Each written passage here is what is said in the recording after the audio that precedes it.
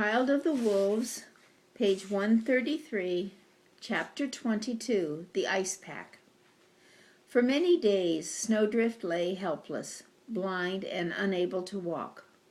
One bullet had creased her skull, and another had struck her in the side and passed through, leaving a deep wound on both sides of her body. Except when he was leading the hunt, Ebony stayed close by. He treated Snowdrift as if she were a puppy, cleansing her wound and bringing her morsels of meat. Her bed was close to the stream, and the wolves took turns carrying water. While Snowdrift was helpless, the pack hunted less often.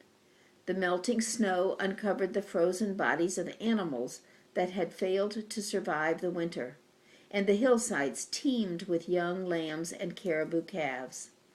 The wolves kept plenty of meat around their resting place so that Snowdrift would never be hungry. Ever since they had settled in the old meadow, their stomachs had been pleasantly full. The days grew long and new grass covered the meadow. The mountain slopes turned green. Willow leaves unfurled and buds opened on the cottonwoods. Blueberries bloomed nearby and violets grew along the stream. Pink wallflowers and roses surrounded Snowdrift's bed. Even though she couldn't see the flowers, she could smell them. Swollen with melted snow, the creeks threatened to spill over their banks. Water poured into the river where streams ran between a fringe of ice along the shore and the solid ice in the center. One day, while the pack was resting, Granite trotted along the stream and down the river. Big trees grew along the narrow, twisting course.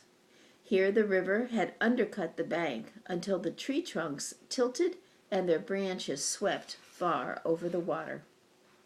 Granite ran along the bank until he came to a place where a rushing stream entered the river. Below the stream, the solid sheet of ice had broken into large pieces separated by narrow water passages. As he trotted downstream, the breeze brought the scent of snowshoe hair. It came across the water. Granite wasn't hungry, but he never missed a chance to practice his hunting skills. All winter the pack had crossed and recrossed frozen rivers and creeks. Without a second thought, Granite jumped onto a large slab of ice and began to leap from floe to floe. The ice was moving downstream, but so slowly that even a short-legged dog could make the jumps. As Granite worked his way across, the channels between the ice shrank. He had reached the other bank when a noise like thunder rang through the valley. He looked upstream and saw a pile of ice. It was as big as a small hill. Sitting back on his haunches, Granite watched as the hill became a mountain of ice and moved slowly downstream. Great pieces rolled and heaved, pushing other pieces before them. With sounds like distant thunder, the ice pack piled up. Never before had the dog seen such a sight, but the enticing smell of hair pulled him away. He forgot the strange stacks of ice and trotted off after the hare. He followed the hare for a long time. Then the wind shifted and he lost the scent. With the fading of the scent, Granite's prospects for dinner vanished. By now he knew enough about hunting to realize that without the smell to guide him, he would never spot his prey.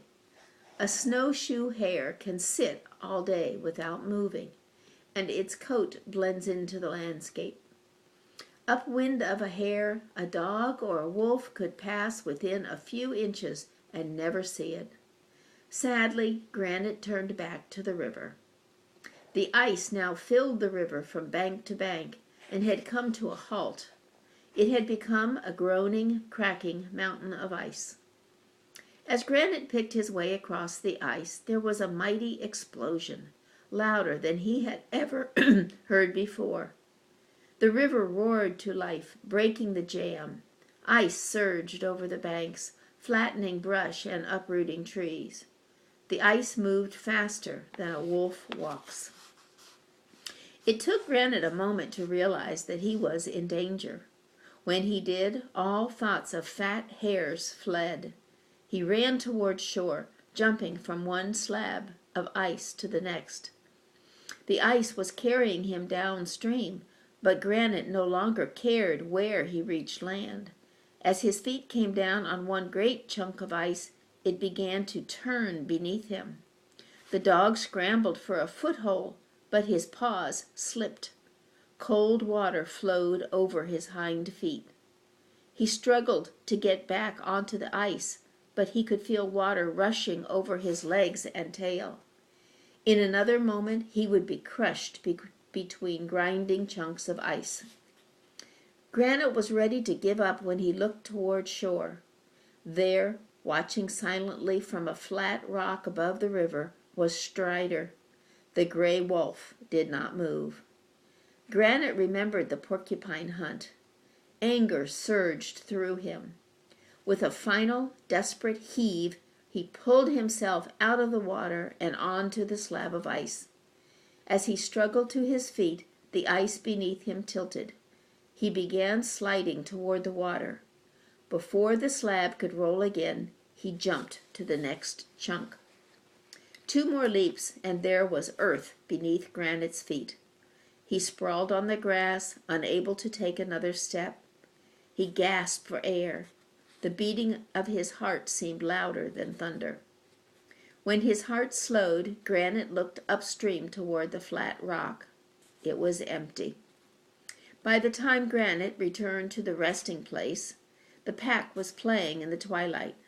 Breeze and Romer were chasing Strider. As he ran by, he turned his head. His brown eyes stared into Granite's. His gaze oozed contempt. That gaze chilled Granite to the heart. It told him that Strider had expected him to drown. The gray wolf was no stranger to ice jams. He knew their power. Yet he watched the dog start across the river without a warning bark. He simply watched, waiting for Granite to be swept to his death. In silence, Granite regarded the playing wolves. Since he had come to live with the pack, the seasons had passed and it was spring once more. He had been with the wolves for nearly a year, and he was no longer a helpless pup.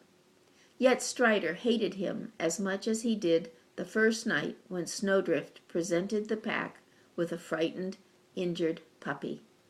That evening Granite hunted with a heavy heart.